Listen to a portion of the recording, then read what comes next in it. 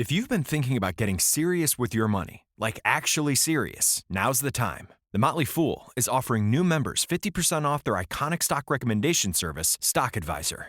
This is the same service that's crushed the market with recommendations that have returned 1,057% since inception, compared to the S&P 500's 180% over that same period. This isn't guesswork. The Motley Fool has a track record of finding companies before they become household names. So if you want to invest smarter and you like saving money while doing it, go to fool.com/listen to claim your 50% off discount off a 1-year term of Stock Advisor. Again, that's fool.com/listen. Returns of 1,057% are from the Motley Fool's product Stock Advisor and measured against S&P 500 returns of 180% as of July 10th, 2025. Past performance is not an indicator of future results. All investing involves a risk of loss. Individual investment results may vary. Do you love movies? So do I. What's up, y'all? It's KB, and I love movies. Inviting you to listen to The Conversation, a film podcast where passion meets perspective and opinion. From the old school to the new, I invite a guest on to discuss the movies that thrill us, challenge us, break our hearts, or even blow our minds. There's always new episodes dropping wherever you get your podcasts. So join the conversation. We don't just watch movies. We love talking about them too. The Conversation with KB Loves Movies, a part of Someone's Favorite Productions podcast network. Dark Destinations. These may be end times, night creature. Why would a few more casualties trouble me? Because their blood will join yours. A radio drama anthology. You are wrong. How you figure? Every merc on Mongo is hunting you down. Not you. Your partner. He said I didn't have a ray gun. Full cast performances set in the haunted corners of the globe. Darkness is coming for you. That's the fear that haunts me. Sleep! Dark Destinations by Father Malone at weirdingwaymedia.com.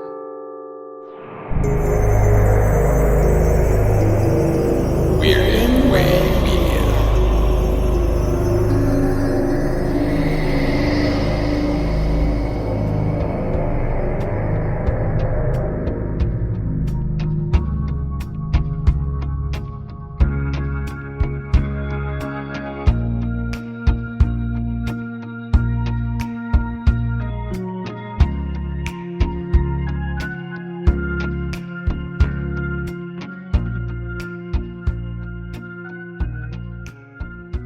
Welcome back, Midnight viewers, to Anthologies Attack. I'm your host, Father Malone, and with me, as always, co-host Antonio Llapur. Buenos dias, Father Malone. Buenas noches, depending on where you are in the world, but we're in the same spot. As previous episodes have noticed, we're branching out in the anthology universe here, stepping away from horror. We're stepping all the way from horror here. We're stepping away from most in all genre here. This is all just straight up filmmaking, an anthology film in the eldest tradition of anthology films, just 3 short stories. Here, the connective tissue is the city of New York, thus the filmmakers involved, Woody Allen, Francis Ford Coppola, and Martin Scorsese. They've all gotten together to tell us some New York stories.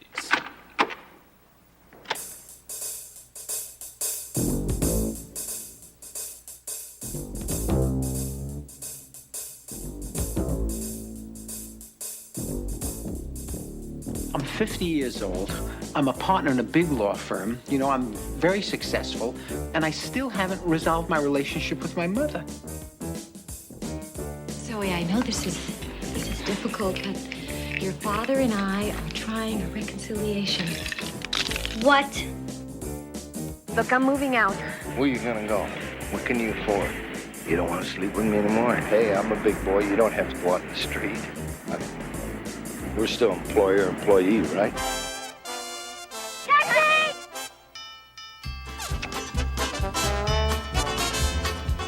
My mother always humiliates me. She just gives me a hard time.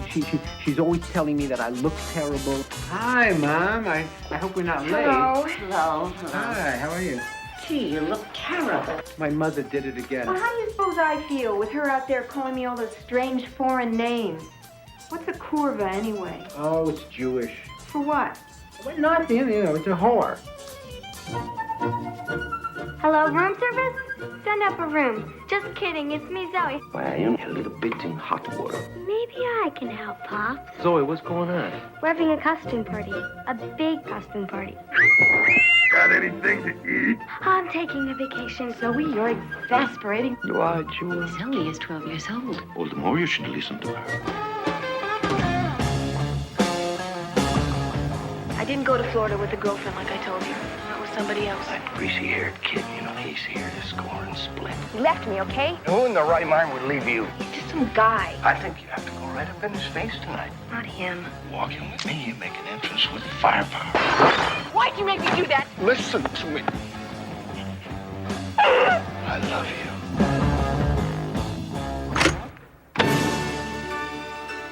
What are you doing? I'm speaking with a dead friend of mine. Well, would you rather talk privately? Because I could wait in the other No, room. that's not necessary. We're not discussing anything personal. I'm the daughter and you're the mother. I'm the mother and you're the daughter. Sometimes I feel I should just quit. It's a suicide. This is a time and a place. You're right in the heart of the heart bullet. This is New York. It's here for you.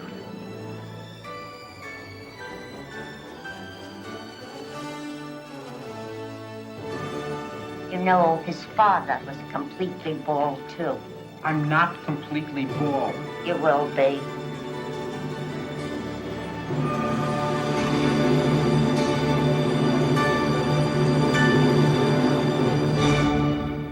New York Stories. This was released on March the 10th, 1989. As I said, it is a trio of tales. The directors Woody Allen, Martin Scorsese, and Francis Ford Coppola. Oh, wow, 3 months before Batman. Oh yeah, exactly, right. Yeah, all that's BB and AB, right? So the conceit is, I guess, just I go make some movies about New York. Now, initially, the third filmmaker was not going to be Francis Ford Coppola. It was Steven Spielberg, which makes little to no sense given how West Coast a human being he is. Nevertheless, once Francis Ford Coppola became involved, he dropped out, deleteriously so, I would say. But we'll get to the content in a moment. Let's just start at the top. And we really are starting at the top. I think you'll agree. Our first tale is Life Lessons.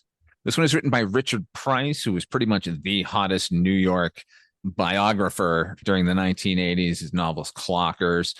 He just an incredible voice, an incredible writer, and can't think of anyone better at that moment to sum up New York City for Martin Scorsese. It was Schrader in the 70s, but I think right here, Richard Price is doing it. This one stars Nick Nolte and Rosanna Arquette. It's a story about a painter, Lloyd Dobby, he has an assistant, a younger assistant. He is an old man. He's all Picassoed out there. And this is about him coming to terms with her and his relationship with her and her relationship to him. And there's sort of a weird master apprentice thing. She's his assistant, his painter's assistant, but she's also his lover, and they share a loft together. And we get the sense that this is not the first assistant he's had in the loft, but he is trying desperately to keep hold of her, and she's trying to branch out on her own. What'd you think of this one, man? I honestly am not a fan of pretty much any of these. I found that in this picture, all the protagonists, all the main characters were really, really, really unlikable. In some cases, I would say despicable, but go ahead. And he's despicable. And he's not an old man. He's like our age. He's like 49, 50 in this movie. I would say that's old, but continue. Very Jackson Pollocky. Yeah. So that was another who I thought of. And even it's funny because they mentioned like he's friends with Jackson Pollock and stuff. I feel like he's not as good as an artist as his press is making him out to be, and he kind of knows that as a character. Like, I'm watching this movie and I'm like, oh, his art's okay. You know, I'm a bit of an artist. Like, I'm like, yeah, it's okay. It's, my eye isn't like going, oh, this guy's an amazing painter or anything like that. It's an okay painter. Feel like he's probably not as good as everyone thinks he is, like I said. And he's just a giant fucking asshole. I would have rather seen this story from her perspective than his. Yeah, I think ultimately you have to think that it is because, well, no, it's not. I mean, this is definitely his story. You're right, but at the end of the day, she doesn't suffer at No, his, she doesn't. and she does provide there's the briefest of moments where Nick Nolte recognizes all of his bullshit right at the end. Yeah. Yeah. When he's about to take on the new assistant, where he's sizing her up and realizing, yeah, she's absolutely right about me. This is just who I am. This is just the next thing. And you hit the nail right on the head. I feel like Scorsese's kind of working through some shit in this story, because as you see he's probably about 50 making this movie. Right. And as you can see, his young girlfriend is playing the friend, because he was with Ileana Douglas at that time. It's a cavalcade of Scorsese people in the movie, but yes, I noticed Ileana Douglas right away. And I'm going, oh, look, there's Scorsese's cute young girlfriend. And here's the guy dealing. So I feel like there's a lot of like self-reflection going on in that movie. And it's weird because it's like, he's in that period. I think he's hit middle age, because like his movie before this is Last Temptation of Christ, which really just goes into his whole upbringing as a Catholic, as being, very, I don't know about you, but very similar to mine. I'm Cuban.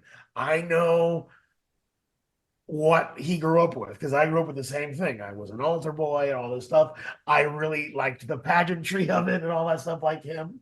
That's where I first acted, playing Jesus when I was a little boy, So. Oh, sure. I was in the May parade, Irish Catholic here. So we were all similarly fucked in the head from an early age.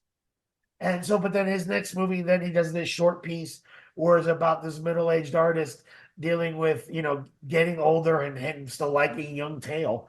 And if he's trying to feel like if he's a fraud or not for that. I always think it's just a question of, you just don't grow up. Artists tend to not grow up, so they tend to like younger women, I think, and younger men. As far as we can see, Madonna and Cher, and any other number of successful lady artists too. Maybe that's it. I don't know. Well, the thing is, what's better than someone adoring you who hasn't heard any of your old boring stories? Exactly. Yeah, it's a good point. And then the next movie is Goodfellas, which is about the neighborhood, more or less, the people he grew up around. He wasn't a gangster or anything like that, but he talks about, I grew up in a neighborhood, I knew these guys. So I feel like there's a lot of self-reflection in that time period of his movie making. So maybe that has something to do with it. I think so. I think this one is actually wildly successful. I'm certainly no stranger, and you aren't either, to unlikable protagonists in Martin Scorsese movies. This isn't Travis Bickle. He ain't fucking shooting up anybody. But he's not charming. Aside from Travis Bickle, obviously, but his unlikable protagonists tend to have a charm to them. That you like see what it is. Okay. Yeah, Henry Hill's a jerk, but he's not an asshole. He's very fun to hang around. Yeah, Jesus is a little nuts, but it's Jesus. Or, hey, his gangsters in Casino, they're all murderous thugs, but come on, Joe Pesci's a funny guy.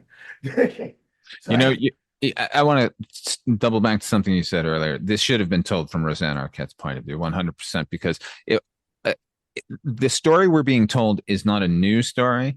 It's done in an interesting way. But the idea of the mentor who is sort of not preying on, but, just effectively using a younger protege for their own means, there's nothing new to that. I would definitely have enjoyed the protege's point of view when they're realizing, like, what am I putting up with just because this person is talented? What other charm is there? Because, as you said, Nick Nolte's not putting any on display, or they're not allowing his character to put any on display, because from the moment we meet him, he's just desperation. Yeah, maybe that's it. Maybe I just don't. Maybe that's it. Maybe I'm just viewing into that, and I don't like. Why am I going on this journey with this guy? I don't like this guy at all. And I'm not enjoying his train wreck. That's another thing, the characters in Wolf of Wall Street are all terrible people you don't want to spend any time with, but you enjoy watching their train wreck a little bit.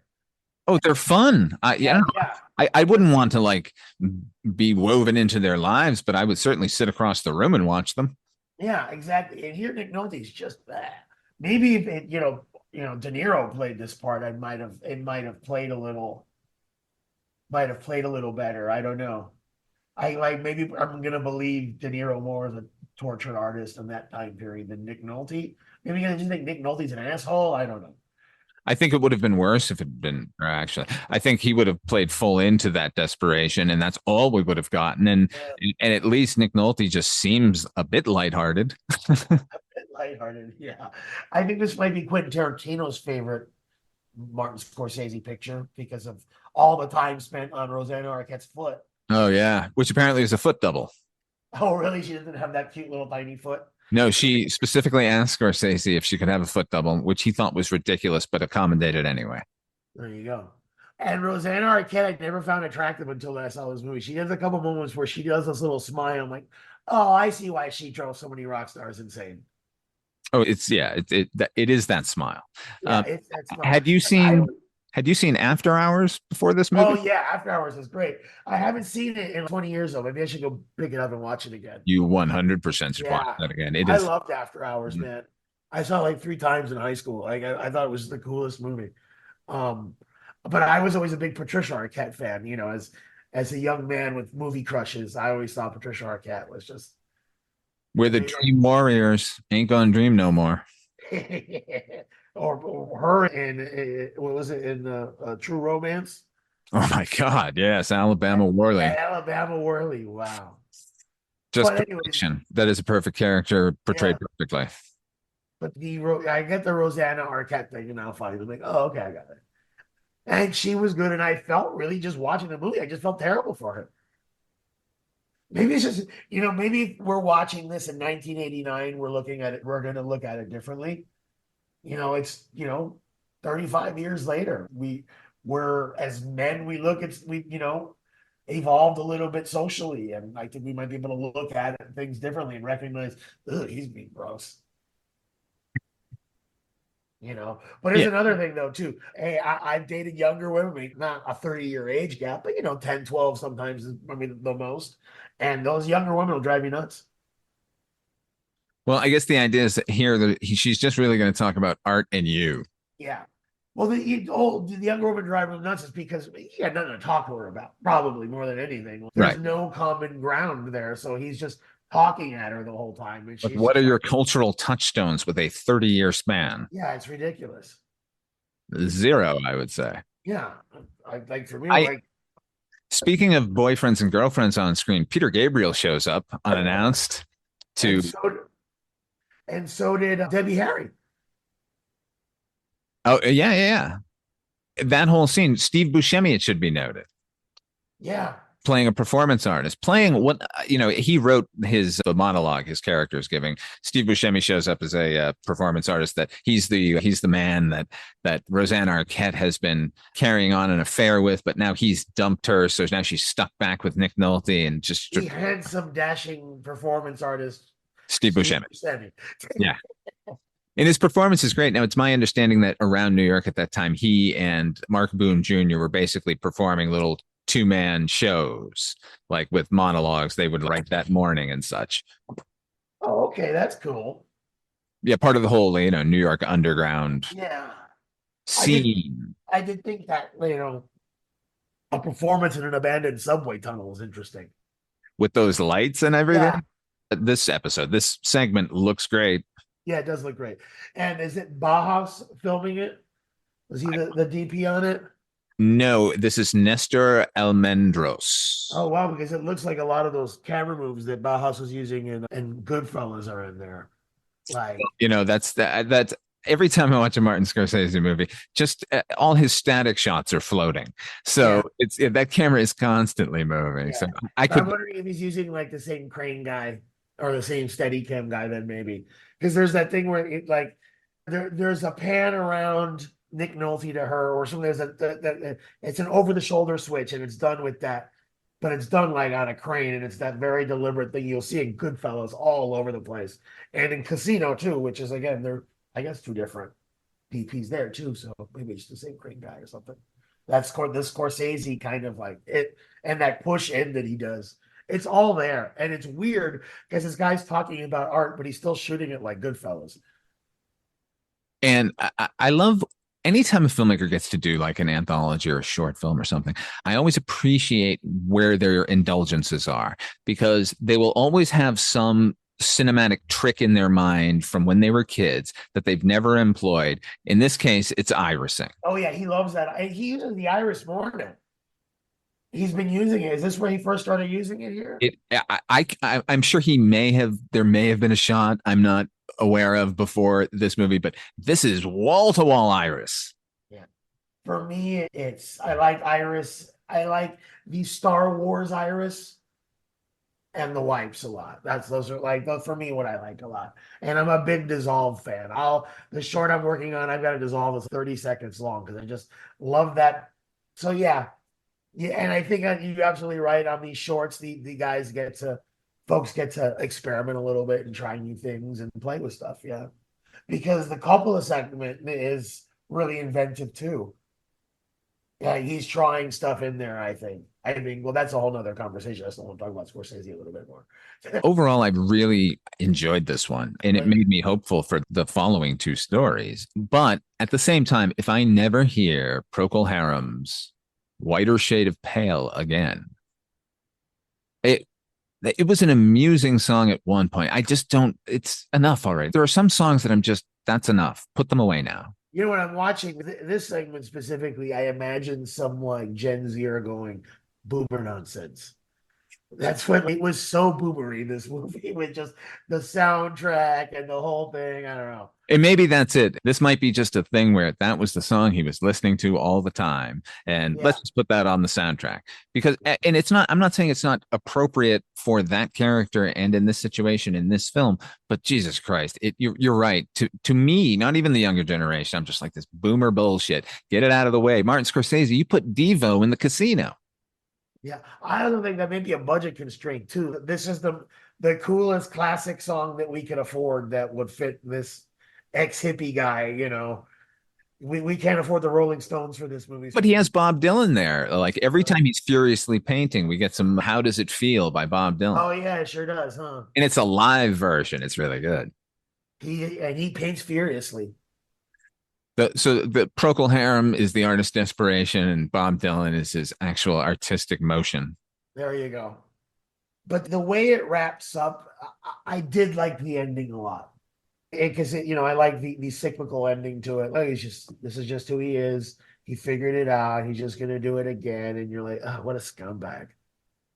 But at least there's that moment of his own acceptance. Yeah. You know what? I guess I am just this fucking user. Yeah, I feel like younger folks would not like this at all. If there are any younger folks out there, let us know. Give us some comments. By younger, I mean anyone under the age of 40, right? Yeah, really. Because, here we are discussing an anthology film from 35 years ago. But, these are three big names. And in 1989, these guys were the names, They were giants. Yeah. Coppola had won, a bunch of Oscars. He made the Godfather movies. And the Godfather, I think, bought Coppola a lifetime of goodwill. He made the Godfather. Right. But then he followed it with Apocalypse Now, which everybody hated, which is too bad because I think it's his best movie. I'm sorry. Let me go back. He followed that with The Conversation. Oh yeah, The Conversation's pretty good too. Fucking great, man. He was on a roll, a cinematic roll. He gets a pass for the rest of his life, as far as I'm concerned. In the 80s, he started experimenting. In the 80s, he made One from the Heart, and that bankrupted him, and then he had to become a director for hire. Yeah. But nevertheless, he did Outsiders, which is great. He did Rumblefish, which I fucking adore. He did Peggy Sue Got Married. That's his director for hire thing. People were like, ugh, he's doing this. Watch that movie. It's one of the sweetest, most affecting movies of the 1980s. Yeah, and he made Tucker. With his buddy, with George. That man had a dream. Yeah. Oh, that tiger. Oh my God. Jeff Bridges is in his prime. Yeah. And little Christian Slater. Listen, we have to move on. I really don't want to, but we have to start Life Without Zoe. This one is the Francis Ford Coppola segment. This one was written by Francis Ford Coppola and Sofia Coppola, who I believe was 17 at the time. Oh, 17. Oh, okay. She was 17 because I kept feeling she was 12 because a lot of it feels like it was written by a 12-year-old. Well, remember the next year she would be in Godfather 3. Oh, yes, that's right. I can't fault him for that. He loves his kid, man. What are you going to do? Yeah, and this is 100% that. This is a studio saying, have some money, and him putting together a family picnic and just enjoying his life and his family, and apparently getting them all a free trip to Greece. Well, there you go. So in that regard, that just makes me love Coppola all the more. But then I only love Coppola for the work, and this is not disappointing. It felt insulting. Yeah, I know. And then again, back to another thing, and giving his daughter the best film school imaginable. She's that bitch. Parlance of the times, she's that of a respected filmmaker, that Oscar winner, because her dad took her to work with him. And she's like, hey, you're 17, let's write this together. Hey, you know what? Just come be in my movie. I don't care what, you know what I mean? Because I want to do it. He's a great dad. And I would love to spend just a lunch with him, just getting to chat with him, because I learned a lot from Coppola, man. Those Godfather discs, the audio commentary on the Godfather discs, I got just about as much out of those as I did 5 years of college, man. If you've been thinking about getting serious with your money, like actually serious, now's the time. The Motley Fool is offering new members 50% off their iconic stock recommendation service, Stock Advisor.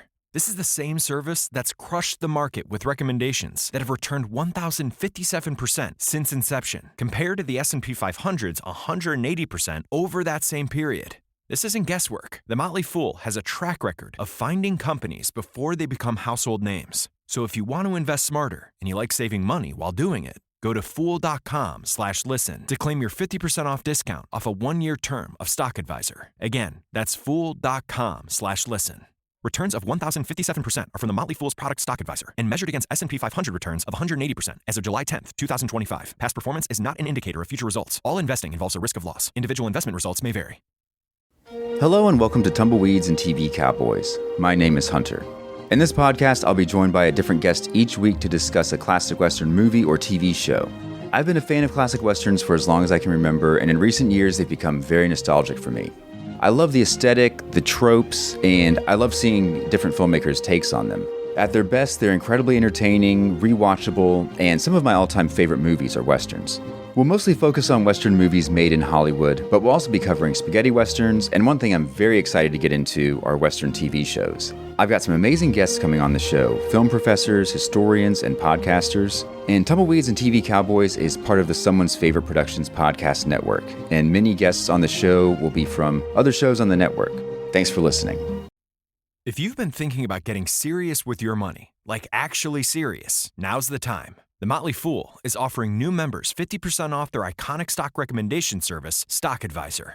This is the same service that's crushed the market with recommendations that have returned 1,057% since inception, compared to the S&P 500's 180% over that same period. This isn't guesswork. The Motley Fool has a track record of finding companies before they become household names. So if you want to invest smarter and you like saving money while doing it, go to fool.com/listen to claim your 50% off discount off a 1-year term of Stock Advisor. Again, that's fool.com/listen.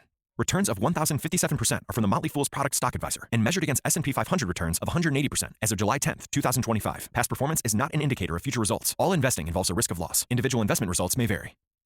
So, but this, I just wanted to smack every little kid in this.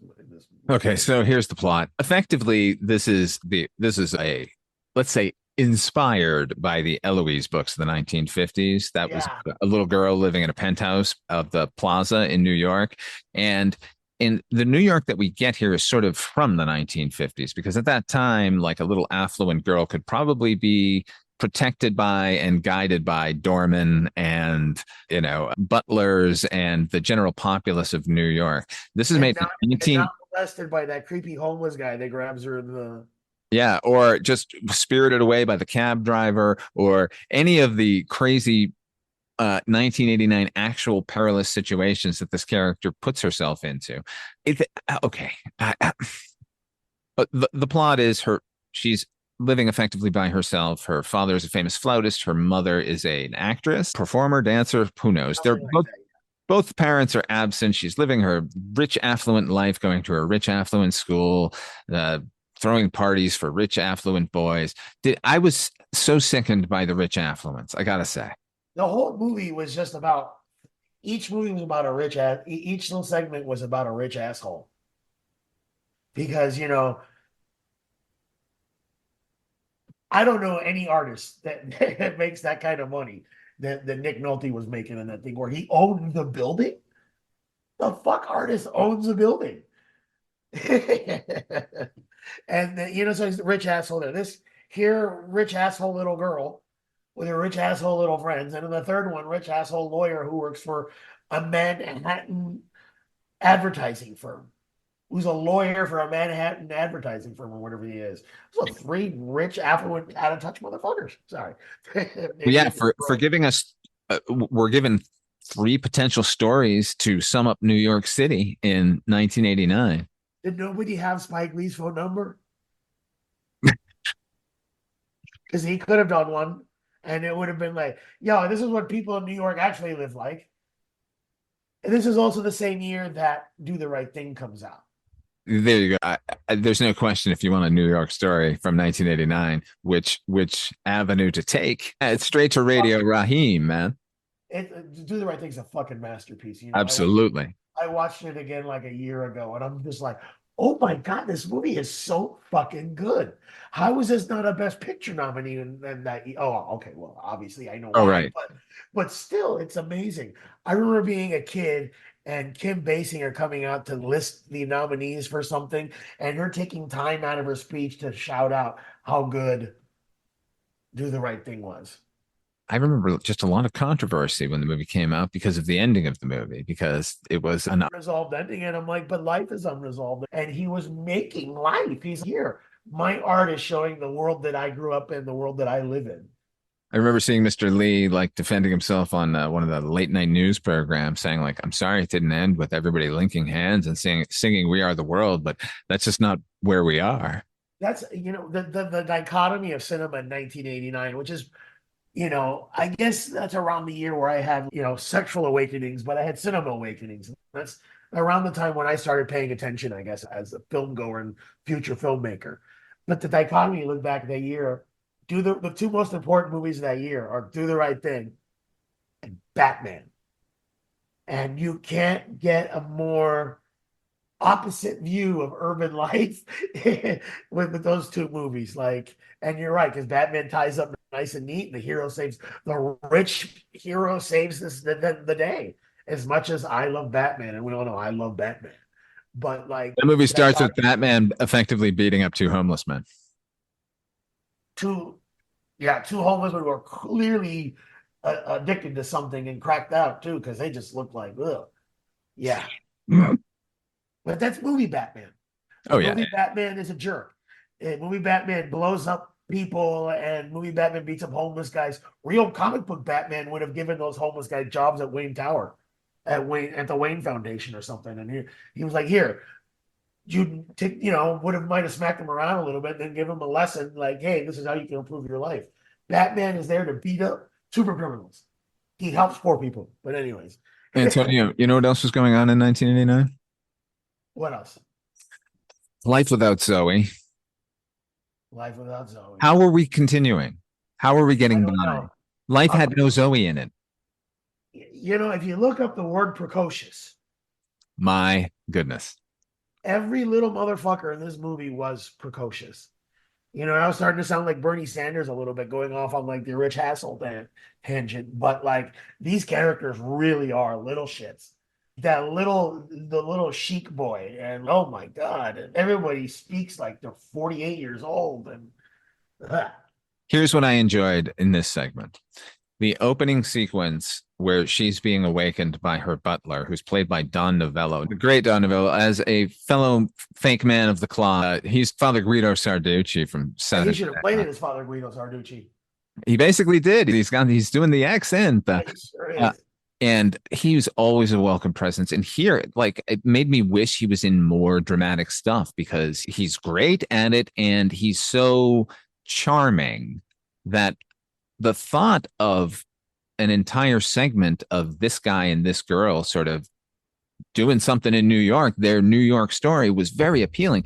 But then we go immediately to girls, to the rich kids school and all the rich kid bullshit. And the whole thing is completely stylized. I mean, it's really like a comic book. All the girls are, dressed in these wide brimmed hats and everything. And I think that's part of what like Coppola likes to do. I mean, because look at Dracula. He does a very similar kind of movie making there. Everything in Dracula is very, very stylized and very, very intentional and stuff.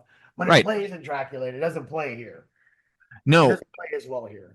No, because the fucking characters are little annoying assholes. Yeah, and they're having that costume party, and all of a sudden this train of 11-year-old little girls dressed up like Cleopatra come in a whole choreographed thing, and I'm like, I know I'm supposed to go, this is a fantasy like for kids like Eloise and shit, but this is just playing really creepy and not playing, like it doesn't, I don't know, maybe it's missing that Spielbergian thing. Yeah, now had Spielberg shot this, I think it would have been better. Had Spielberg shot this, you wouldn't have minded any of this. No, because he would have picked children who you would have immediately fallen in love with without them saying one word. Yeah. And the sort of halcyon glow that Coppola is going for here would have been natural. Yeah, that's definitely it. Because I remember thinking that, watching like Spielberg, I would have liked everybody. I hate every character here. I'm going, why? Oh, you know what would have worked? Had this been Don Novello's kid instead of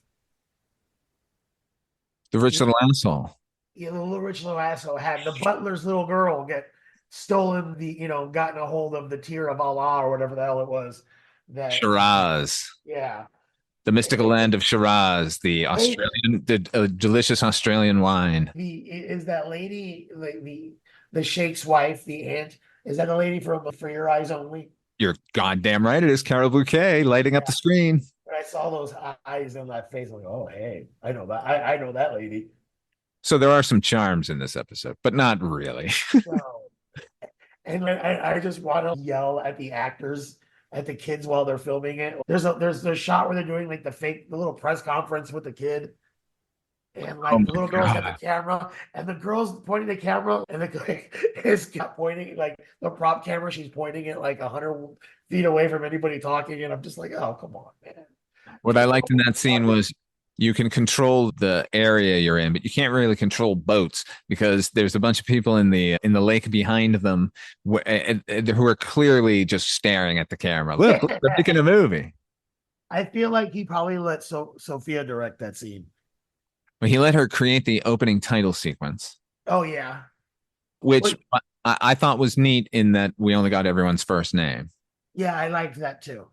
I've only ever seen that done again. Tony Scott did that at the end of Domino. Oh, yeah. When he credited all of his actors. It was lovely. Domino's a weird movie, man. Can't keep your eyes off it, though. There's a good movie in Domino somewhere. Yeah. I do like Keira Knightley. It's so charming as an actor. She was always like, you can't keep your eyes off of her. Most everyone in that movie is charming. Yeah. You know who's charming in that movie? Mickey Rourke. Yeah, Mickey Rourke. All right. Mickey Rourke renaissance he had there from the early 2000s. Oh yeah, man. He's anyway. Back. We gotta get back. We gotta finish. Back to New York. Back to fake New York. Back to fake New York. It's just, and not even charming fake New York. Yeah, it wasn't charming at all. This isn't Amelie's Paris. That's the tail version of Paris. This is just a sort of glossed over New York, like 80s via the 50s. Some weird moments in this when Talia Shire gets dressed down by her daughter for her should pads. Now that was so bizarre. Now I gotta say, by 89, you should not have been wearing shoulder pads anymore. The little girl is correct, but it was just such a weird, out of place thing in the middle of this also weird thing. You know what I did like? Chris Elliott as the robber. I did like Chris Elliott too. Yeah. Who's just like, is this from the 1940s or something? Why not? Now listen here, kids. But the little girl, it's just like her dialogue was, there's precocious and then there's precocious and yikes.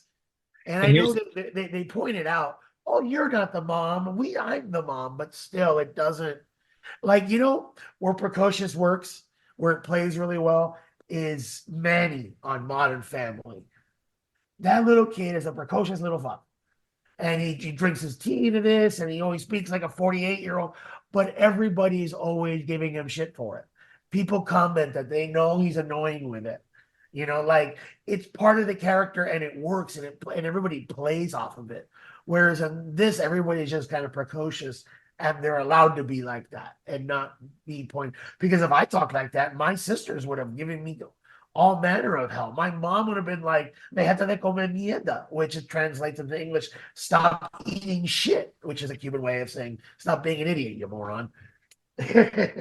Yeah, there's precocious and there's precocious. We deal over on Midnight Viewing Horror Anthology podcast. You would be not at all shocked to know that every time there's a child-centric episode of an anthology series, they tend to go with the young actor who can handle the part. The problem is the kid who can handle the part is also precocious. They're a child-trained actor, and so it comes off as false and phony. Yeah, I was listening. If you look at in another podcast, it was talking about Goonies. But anyways, they made an interesting point. I'll bring it up here. You can edit all my thinking out. The thing about Goonies is they're not precocious little kids, even though because they're foul-mouthed, they talk really fast, they're always out of breath. Little kids are always out of breath when they're talking, man. It's because they're little tiny little bodies. And they're just trying to get the words out. I think it's going to over here, and I saw this thing, and it's amazing. And like a party of 11-year-olds just that have been like running around like bananas, and instead they're all like, "Ooh, let's have high tea and have choreographed dances and our masquerade ball." It's like, ew. You know how this would have worked? If it made those children 5 years younger, 6 years, or 4 years younger. If these had been a bunch of 8 or 9-year-old girls, then it would have been a fairy tale, and it would have all been magical. The fact is, these are 12-year-olds who should be acting like Goonies children, who are acting like high society ladies. Yeah. Instead, they should be, hilarious and mean to each other like 12-year-olds are. 12-year-olds are hilarious. 12-year-old little girls are sarcastic and biting and just the meanest little things in the world. They're hilarious characters, and these kids were not funny at all. No, these characters are, reading Paris Vogue and drinking daiquiris. Yeah, I know. Ugh. Daiquiri. That's right. They're drinking daiquiris. What the fuck is a daiquiri for a 12-year-old? The only reason they're drinking daiquiris is because that's what Fredo liked to order in Havana. I don't know. Your father didn't trust Hyman Roth. Anyway.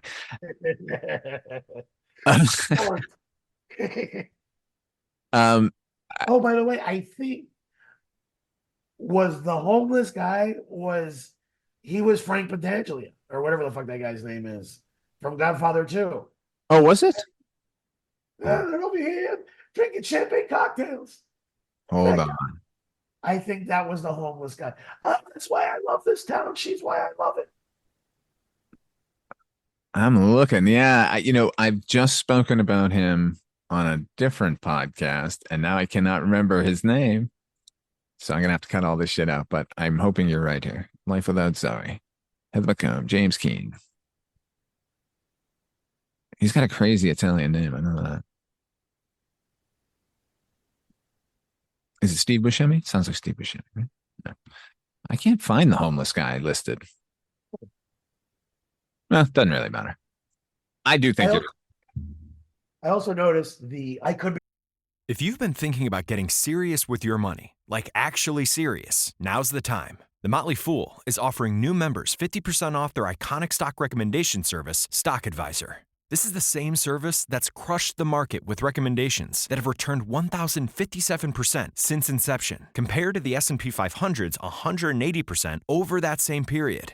This isn't guesswork. The Motley Fool has a track record of finding companies before they become household names. So if you want to invest smarter and you like saving money while doing it, go to fool.com/listen to claim your 50% off discount off a 1-year term of Stock Advisor. Again, that's fool.com/listen.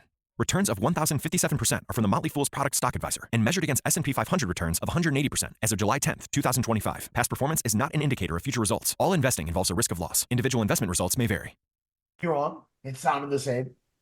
But I also noticed the guy from Goodfellas, the drug dealer with the silencers. Hey, you want to see helicopters? Oh, I'll show you helicopters. He's in the Scorsese one, and he's in the Coppola one. He's a doorman in the Coppola one, I think. We're talking about Paul Herman. He's in all three. He's in all three of them. Okay. Yeah, he's the cop that Nick Nolte attempts to kiss in the first. He's doorman here. And where is he in the third one? I know he's in there. So I think he might be a doorman in that one. Maybe he's a doorman in that one too. I don't know. But yeah, I know I noticed him. He in all three of them. And I feel like a movie like that needs a pronounced guy that's. Oh, no, he's the detective in the final one. Oh, okay. Well, that's subtle. But there's a connecting thread between the three of them, I guess, is that guy. Yeah, and well, it's my understanding that they had all each worked with Paul Herman anyway, the sort of previous. So they may have cast him independently of one another. If that's the case, I would really like it.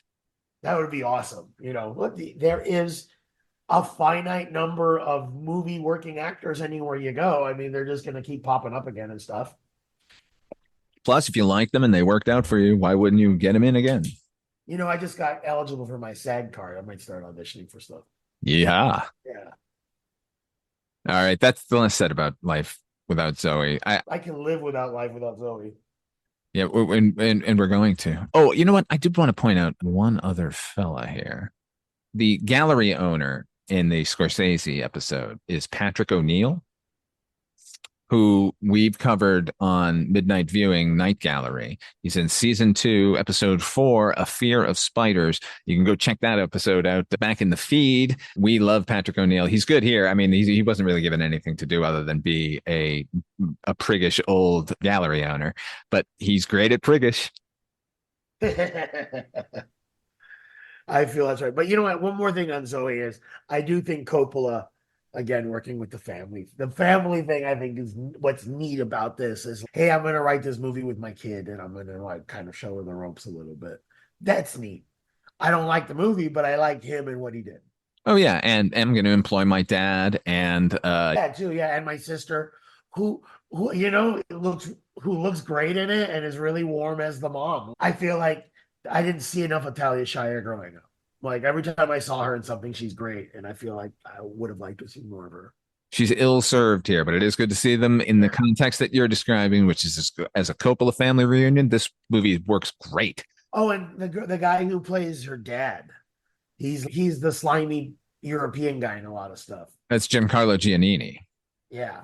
Who is a effortlessly charming motherfucker. Isn't he like Casino Royale? Is he Casino Royale the one that he's in, or?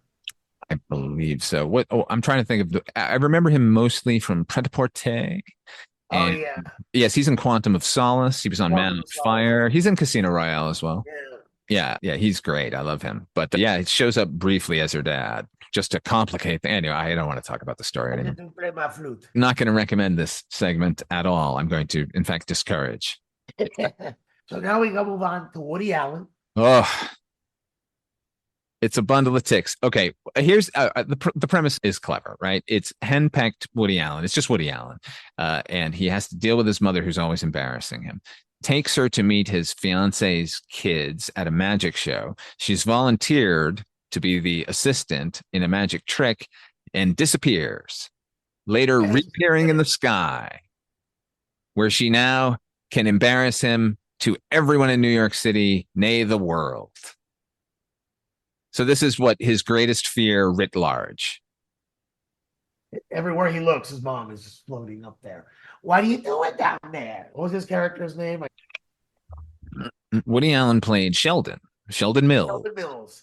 And it was Milstein, but he shortened it.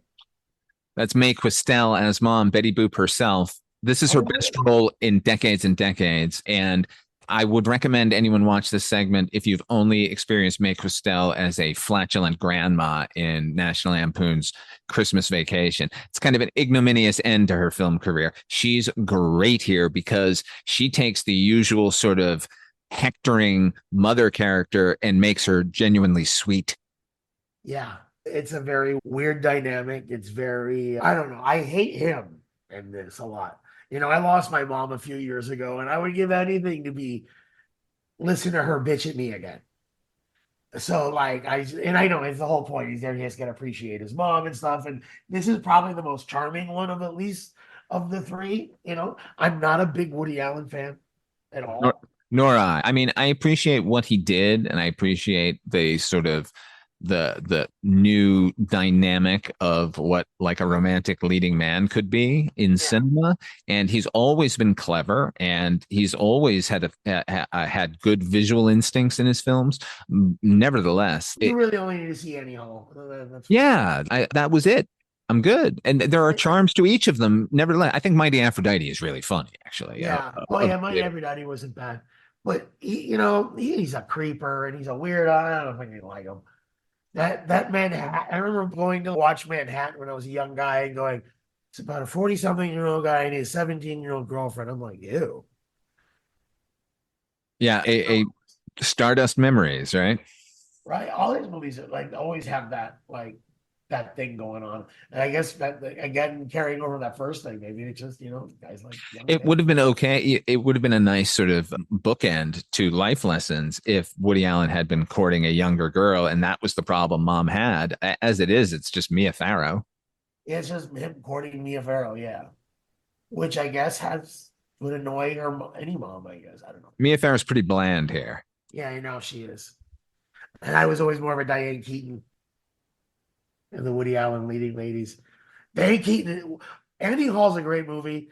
It is not the best picture in 1977, as we know, as I'm wearing my Luke Skywalker t-shirt while doing this. But it's really well made. It's really interesting. He does a lot of cool stuff in it. And like you said, he's got an interesting visual style. He knows what he's doing. I like when he plays with the conventions of movie making. Annie Hall's great. It's got cartoon bits. He's breaking the fourth wall. It's all kinds of stuff. It's got not a happy ending. Nobody stays together. Like, it's pretty cool. But like I said, I think that's everything I need out of him. This movie, I do like the convention of the mom floating above him and like his worst nightmare coming true. He deserves it. He's kind of an asshole, but I mentioned Precocious Kids that we end up running into over at Night Gallery and such. But another thing Night Gallery trafficked in were blackout sketches where they would just set up something with a monster and then there'd be a joke. All right, I already gave it the blood bank, kind of one panel New Yorker cartoons. This is a one panel New Yorker cartoon. Oh, wow. That's really. This could have been summed up with just one image. Yeah. And then it stretched out, not with anything new or interesting from Woody Allen. In fact, if you've seen one of his movies, you will get all of this. And I got it. Okay. Here's the one thing I really loved in this segment. The characters at the magic show, his mother is in the box on stage while a magician is shoving swords into it. It's that old trick. And the close up of Woody Allen's face, sort of the delight, without overselling how delighted he is that he's watching swords being driven into the box that contains his mother. That was great. The other great thing was Larry David's hair. Oh, God, yeah. There's Larry David out of nowhere. Hey, wait, look at that hair. Yeah, that's right. Oh, my It made God. him look like Asterix and Obelisk, or like early Thor, like a Thor helmet. The sheer bushiness of the hair up off of the bald head made him look like some sort of Norseman. He looked pretty good, though. I was happy to see him. It was like, I guess, right before they sold Seinfeld. Yeah, right around that time. At that time, yeah. Yeah, so it's like they're shooting this 1988. Yeah, they're probably writing it right now. That's wild, huh? Like he had a good year. He's in a Woody Allen thing, and then he goes also sells a TV show. Yeah, I think he was in Radio Days as well. So I think those two, those two have history. The audio commentary. It's a dying art form, but here at One Track Mind, I, your wonky yet affable host, Ryan Luis Rodriguez, analyze film through the prism of these embryonic forms of podcasting, one audio commentary at a time. Masterpieces, crapsterpieces, live action, animation, cult classics, films literally no one has ever heard of. No track is too small and no track is too big.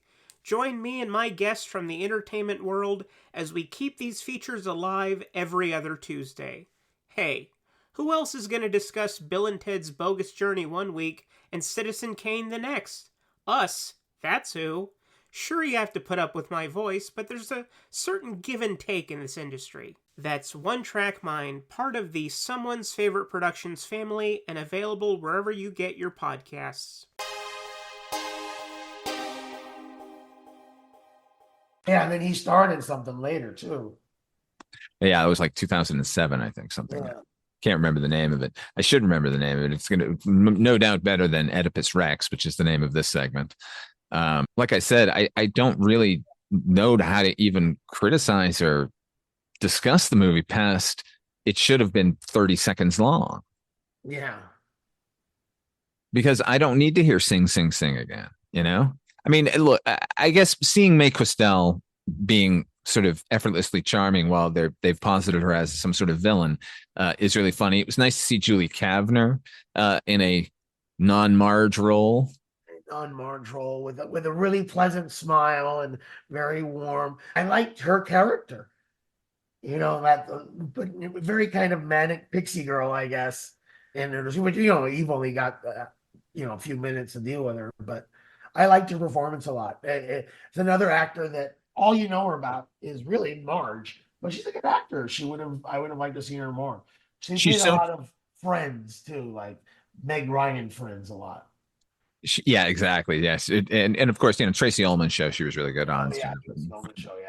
Sketch variety stuff. She's very, very talented. She's so good, in fact, that it made me wish that the Mia Farrow character hadn't even existed. Should have just opened with the character at the magic show and he loses his mom and then meets this crazy psychic who tries to help him get him back. That would have been fun for 30 minutes. Here's an interesting phenomenon. Speaking of the lengths of time, the Scorsese segment is the longest segment at 45 minutes, and it flew by. Yeah, but they were all too long. Each one of these, there's no reason why this movie shouldn't have been 90 minutes. These things should have been 25 minutes long each, 22 minutes long each. Only because it's a short film. Like, trust me, I've made short films that are like a half hour long, and I feel like even though I like them at their length and they tell their story at their length, that's a long time to ask for an audience on a short, I think. Because it's not enough time to develop the character. You know, I don't know. It's a weird length, maybe. Or maybe these stories were just kind of slow and I just wasn't that into them too. Yeah, because you can tell a complete story in a few minutes. If you look at movies like Paris, Je t'aime, where that's a love letter to Paris with dozens of filmmakers. Sometimes their stories last 2 and 3 minutes and they're fucking great. They get in and they get out. Or 22 short films about Glenn Gould. Yeah, there you go, man. There are ways to do it. And 22 short films about Springfield. Yeah, this New York Stories is like, it's a paean to old anthology filmmaking, but it's about New York in 1989. It should have been dynamic and frenetic. It should have been youthful. New York is youthful. And it was the go 80s, like it was bordering 90s. Yeah, like bordering 90s. It was an exciting time. This was New York, the rebirth, the Disneyfication of Times Square. It was like they were cleaning up. It wasn't the 70s tenement nightmare anymore. And again, I go back to Spike Lee. It's 1988, 1989 in New York City. I didn't hear one hip hop beat. Nope. How is that even possible? How is that even possible? And it's 1989. The women are still acting like women from the 60s or something in a movie. Like, I don't know. I feel it's pretty dated. I don't think these guys, none of them are at the top of their game. I think they're just collecting a paycheck and trying some stuff out for their next round of movies. So overall, would you recommend this movie? It's interesting if you're a film completist and want to see everybody's work. Completist only. I agree. Look, if you love Martin Scorsese, you have to see it. I'm sorry, but he does interesting stuff here. Yeah, he does some interesting stuff here, and you get, I think, a little bit of a peek into him. Yeah, and I as much as I don't like that Nick Nolte character, I liked him just as much as I like Travis Bickle. So that story was well told and for me, affecting. He is a giant asshole. Yeah. And he's not super charming as an asshole, but it's an interesting character just to see what kind of, guy it is. Again, but I'm of the opinion I wanted to know more about the assistant. But that to me was the only one that actually felt like a New York story. Yeah, that's pretty interesting. Because the little girl one could have taken place in London or Paris. Or Los Angeles or San Or Los Francisco. Angeles, Yeah. It wasn't like the whole thing was like this magical thing about Central Park. That they, you know what I mean? Or the whole, it has to be the plaza in New York. So no, it was just kind of all over the place. And Woody Allen just assumes that he is New York. So we should just go along with it. But sorry, man. I need a little more than a shot of Tavern on the Green. Always Tavern on the Green. That's where Rick Moranis got it. And they went to the Russian tea room in the Coppola one. Yeah, right.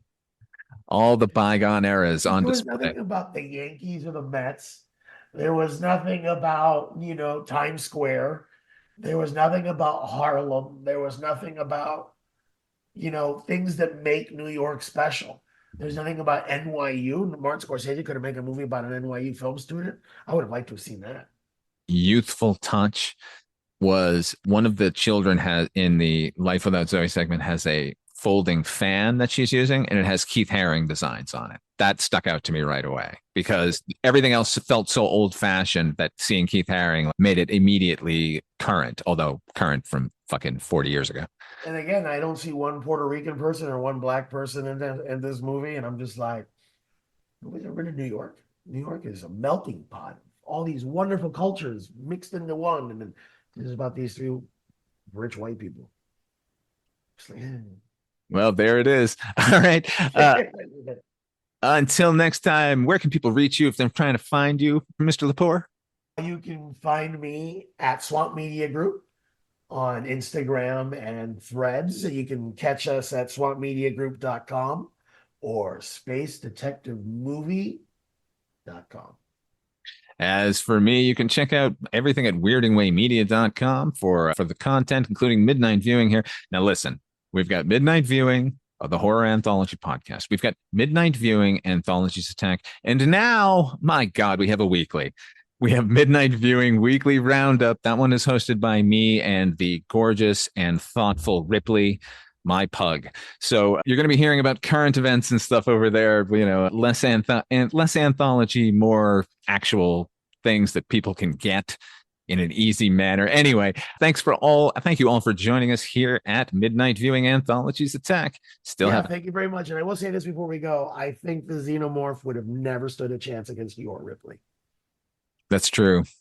And she does hate aliens. She does hate aliens. Until next time. Thanks, folks.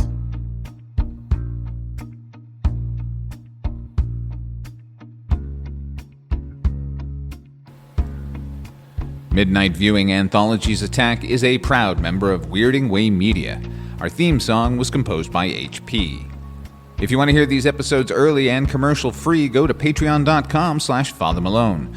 Membership will also get you exclusive bonus content not available in the regular stream. But if you just like the show and want to help, please share with your friends and give us a 5-star rating on your podcatcher of choice. Till next time.